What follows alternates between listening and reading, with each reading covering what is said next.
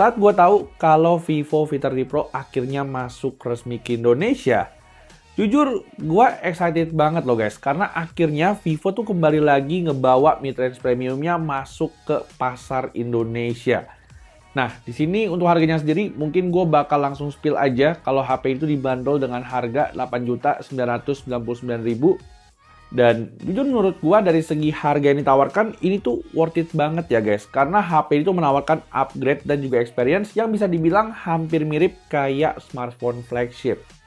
Yes, gue bisa bilang begini karena gua tuh udah pakai Vivo V30 Pro sama kurang lebih sekitar 2 minggu terakhir. Dan di video kali ini gue bakal ceritain ke teman-teman semua nih gimana experience pakai si Vivo V30 Pro ini. Jadinya buat teman-teman yang udah penasaran sama HP ini, teman-teman bisa simak videonya dari awal sampai akhir. Dan tanpa lama-lama, ini adalah video review dari Vivo V30 Pro dan langsung aja check this out.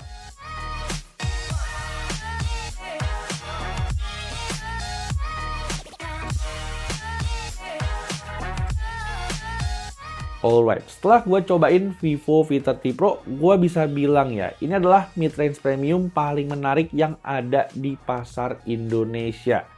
Bisa gue bilang hampir semua aspek tuh kayak diperhatiin banget sama timnya Vivo. Kayak contohnya di sini dari segi desainnya Vivo V30 Pro ini tuh kayak all out banget.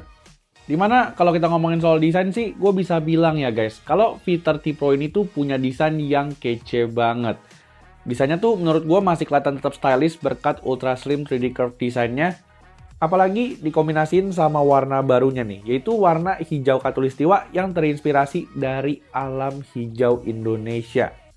Nah, di opsi warna ini tuh yang gue suka ada teknologi yang namanya Color Changing Fluorescent Edge Glass. Yang dimana dengan teknologi ini tuh warna smartphone ini bisa berubah guys apabila terkena cahaya matahari atau sinar UV. Nah, cuman mungkin buat teman-teman yang nggak gitu suka sama warna hijau khatulistiwanya bisa juga lirik yang lebih netral yaitu warna hitam vulkanik. Tapi kalau gue pribadi sih jujur gue lebih suka sama yang warna hijau khatulistiwa ini ya, karena menurut gue warnanya ini tuh kelihatan elegan banget. Nah, di sini yang gue suka tuh warna hijaunya kayak berpadu banget sama desain body curve-nya. Serta kali ini tuh gue juga notice nih guys, kalau di kameranya ini tuh udah punya all new Aura Light Portrait sama kameranya sekarang ada logo Zeiss-nya. Jujur dari sini aja gue cukup yakin orang-orang yang lihat kamera HP ini tuh pasti punya ekspektasi yang cukup tinggi sama hasil fotonya. Tapi mungkin untuk lebih lanjutnya teman-teman sabar dulu nih guys, nanti bakal kita bahas di sektor kameranya. Di sini sekarang gue pengen ajak teman-teman semua untuk lihat Vivo V30 Pro ini dari segi layarnya. Dimana secara looknya sih ini nggak kalah kece sama desain bagian belakangnya ya. 3D curve screen tuh masih dipertahankan sebagai desain layarnya. Dan untuk spek layarnya sendiri menurut gua HP ini pun juga udah ciamik banget nih guys. Teman-teman mungkin bisa langsung aja lihat speknya di layar berikut. HP ini tuh dibekali sama layar berukuran 6,78 inch nih. Dengan panel AMOLED beresolusi 1.5K dan punya refresh rate 120 Hz. Di sini dengan spek layar kayak gini, gue yakin HP itu bakal enak banget buat dipakai ngapain aja. Karena gue pakai nonton pun HP ini tuh layarnya udah tajam banget nih guys. Dan juga punya karakter warna yang eye pleasing banget di semua kondisi. Gue bisa bilang di semua kondisi karena HP ini juga dibekali sama brightness yang up to 2800 nits. Jadinya kalau seandainya kita pakai HP ini di outdoor sih, ini udah nyaman banget ya. Layarnya ini tuh masih terlihat jelas banget. Dan yang gue suka layarnya ini juga ada SGS Eye Protection nih guys. Untuk ngurangin cahaya biru dari layarnya dan ini tuh ngebantu banget. Supaya mata kita tuh tetap nyaman meskipun pakai HP ini secara intens. Intinya sih untuk urusan layar menurut gue Vivo V30 Pro ini tuh udah flagship grade banget. Cuman satu hal yang gue sayangkan dari Vivo V30 Pro ini adalah speakernya nih guys. Yang sayangnya sampai saat ini masih pakai setup mono. Yes, gue nggak menampik di sini untuk suara yang dihasilin dari HP ini tuh sebenarnya udah lumayan bagus. Cuma rasanya karena ini adalah speaker mono, jadi rasanya tuh kayak kurang balance aja gitu guys untuk output suaranya. Tentu gue berharap di V series generasi selanjutnya Vivo tuh bisa kasih stereo speaker. Karena sayang banget guys, kalau seandainya HP ini tuh udah pakai setup stereo speaker, fix gue bakal bilang HP ini adalah smartphone mid-range dengan true flagship experience.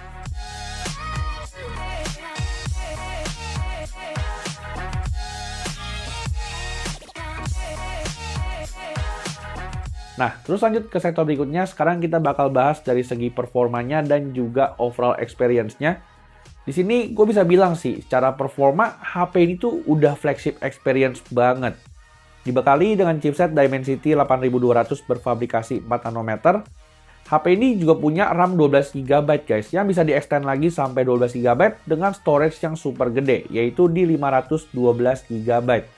Gak ketinggalan juga, HP ini tuh secara softwarenya udah pakai VantageOS 14 berbasis Android 14, yang dimana dengan kombinasi spek monster kayak gini sih, gue yakin guys, HP ini tuh bakal nyajiin performa yang hampir mendekati HP flagship, yang super smooth dan enak untuk dipakai ngapain aja.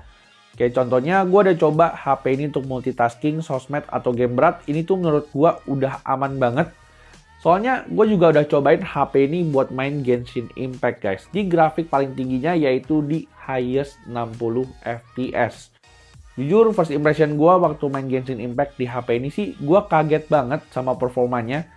Soalnya surprisingly meskipun secara kastanya ini bukan smartphone flagship, ternyata HP itu bisa loh guys buat geber Genshin Impact di map Fontaine dengan frame rate rata-rata di 50 FPS.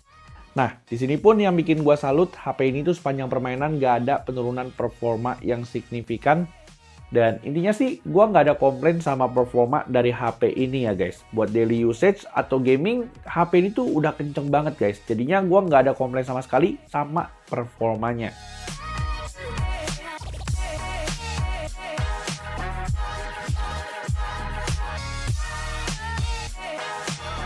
Nah, lanjut ke sektor berikutnya yaitu ngebahas soal baterai dan juga kemampuan chargingnya. Di sini jujur awalnya gue nggak expect loh guys, kalau ternyata HP itu baterainya ukurannya tuh 5000 mAh. Gue bisa bilang begini karena teman-teman bisa lihat HP itu secara bodinya tuh tipis banget. Bahkan gue bisa bilang guys, ini adalah smartphone paling tipis yang punya baterai 5000 mAh. Dari segi bobotnya pun HP ini juga nggak berat sama sekali yaitu di 188 gram. Dan kalau kata Vivo sih, mereka tuh pakai teknologi yang namanya Blue Volt teknologi di baterainya ya guys. Jadinya meskipun secara kapasitasnya ini tuh baterainya naik, tapi teman-teman bisa lihat kalau HP ini tuh tetap punya desain yang tipis banget. Nah, terus berlanjut kalau seandainya ngomongin daya tahannya sendiri, gue juga no komplain sama sekali sama baterai dari smartphone ini.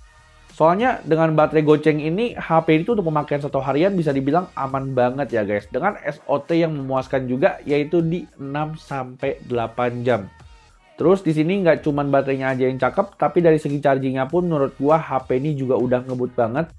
Dimana di dalam paket pembeliannya Vivo V30 Pro ini tuh udah dibekali sama charger 80 watt flash charge ya guys. Yang bisa ngecas HP ini dari 0 sampai 100 dengan waktu di bawah 50 menit aja. Nah, terus di V30 Pro ini juga ada perlindungan 4 tahun untuk proteksi baterainya, dimana Vivo tuh kasih jaminan untuk kesehatan baterai dari HP ini tuh nggak bakal drop di bawah 80% nih, setelah HP ini tuh dipakai selama 4 tahun. Jadinya gue bisa bilang HP itu bakal oke banget buat teman-teman yang pengen pakai HP-nya untuk jangka panjang. Even bahkan sampai di atas 5 tahun pun gue rasa masih possible guys untuk pakai si Vivo V30 Pro ini.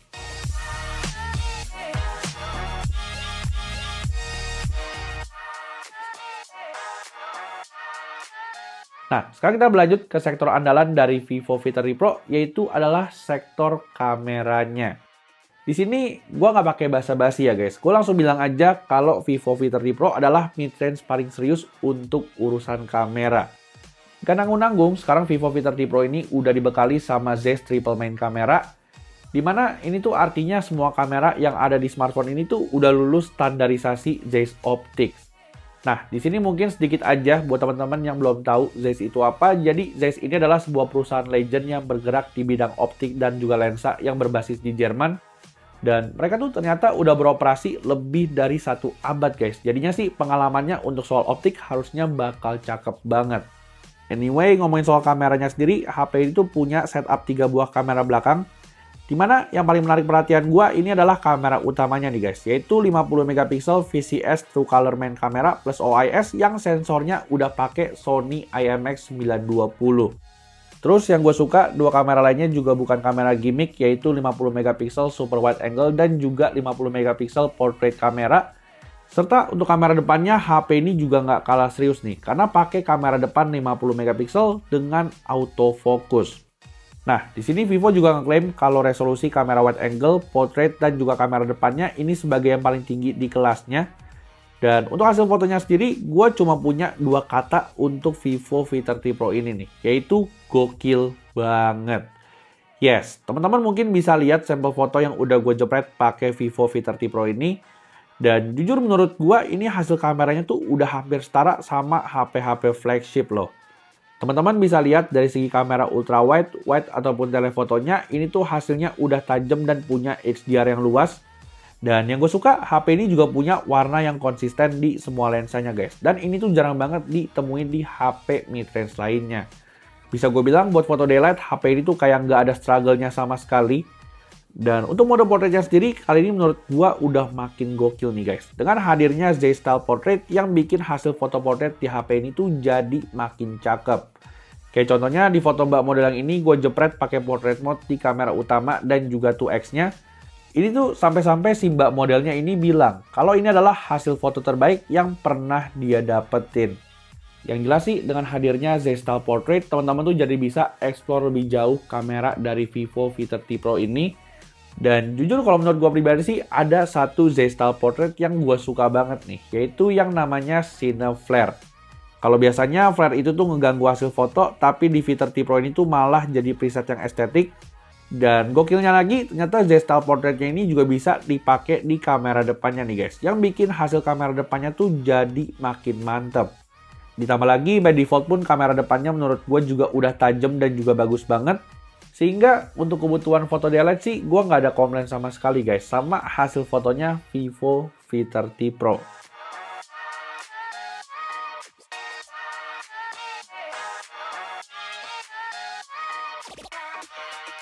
Nah, terus gak cuman foto daylightnya aja yang perform, tapi menurut gue foto low light pun HP ini juga udah cakep banget.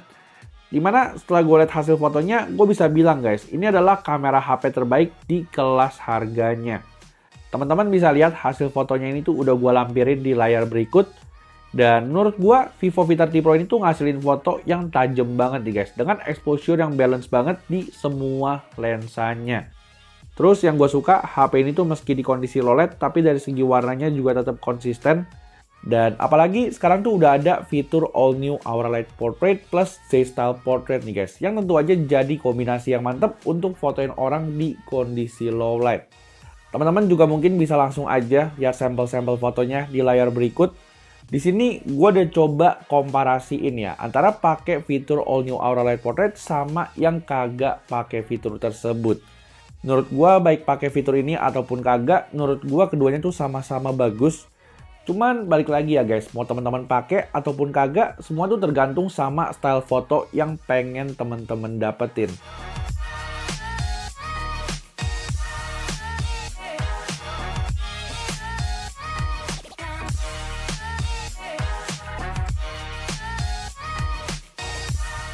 Nah, terus lanjut ke sektor videografinya, ternyata Vivo juga ngasih gebrakan untuk Vivo V30 Pro ini. Soalnya untuk pertama kalinya di Indonesia ada loh guys, HP mid-range yang bisa nge-record di 4K 60fps di kamera depan dan juga kamera belakangnya. Cuma emang menurut gua kalau seandainya teman-teman pengen hasilin video yang stabil banget di kamera belakang, saran gua sih teman-teman bisa pakai resolusi 4K 30fps-nya. Tapi menurut gua 4K 60fps di HP itu it's still nice to have lah guys. Mengingat ini adalah gebrakan yang gokil banget. So guys, jadi ini adalah sampel recording di kamera depannya Vivo V30 Pro ya. Dan jujur gua seneng banget karena akhirnya kamera depan smartphone mid-range tuh udah makin upgrade guys. Sekarang yang teman-teman lihat adalah recording di resolusi 4K 60fps di kamera depan. Dan ini menandakan sebuah mid-range ternyata udah upgrade banget ya. Kalau dulu mungkin cuma 1080p 30fps aja, tapi kali ini udah bisa loh di resolusi 4K even di 60fps. Nah, untuk rekamannya overall kurang lebih kayak begini. Menurut teman-teman gimana nih buat stabilisasinya dan juga untuk rekaman audionya? Teman-teman mungkin bisa nanya sendiri ya, kira-kira gimana untuk hasilnya. Thank you. Nah guys, jadi di Vivo V30 Pro ini ada juga fitur yang namanya Steady Face ya guys. Jadi ini tuh bisa dibilang adalah fitur stabilisasi buat kamera depannya. Dan ini untuk resolusinya di 1080p 30fps ya guys. Jadi kira-kira hasilnya tuh kayak begini. Menurut teman-teman gimana nih untuk stabilisasinya? Kira-kira apa lebih stabil, apa kagak? Thank you. Nah, lanjut ke satu terakhir yaitu ngebahas soal harga dan juga kesimpulannya. Di sini untuk harganya sendiri, Vivo V30 Pro ini tuh dibanderol dengan harga 8,999 juta ya. Dan menurut gua untuk promo PO-nya sih ini menarik banget guys. Untuk promonya tuh ada Vivo Care Plus, cashback bank dan juga free cicilan. Dan di sini teman-teman juga bakal dapetin Vivo TWS nih, yang bikin promo PO dari HP ini tuh jadi makin menarik. Buat teman-teman yang pengen beli smartphone ini, untuk link pembeliannya tuh udah gua taruh di kolom deskripsi. Dan untuk kesimpulannya sih, menurut gua HP ini tuh worth it banget ya. Dari semua aspek, HP itu kayak beneran digarap serius sama Vivo. Dimana mulai dari segi desain, layar, performa, baterai, charging, dan juga kamera, Vivo tuh all out banget loh guys. Sampai-sampai gue bisa nobatin HP ini adalah mid-range paling serius untuk saat ini. Nah, terus gak lupa juga HP ini juga masih dibekali sama fitur esensial yaitu NFC multifunction dan juga sertifikasi IP54. Sehingga HP itu layak banget buat gue rekomendasiin ya guys. Kalau seandainya teman-teman lagi cari smartphone dengan experience kayak flagship, tapi harganya tuh masih masuk akal. Jadinya paling segitu dulu aja video review gue tentang Vivo V30 Pro ini. Seperti biasa, buat teman-teman yang suka sama video ini bisa langsung aja untuk drop tombol like dan juga subscribe channel ini ya. Gue Bang Jo pamit dan kita jumpa lagi di video selanjutnya. Bye-bye!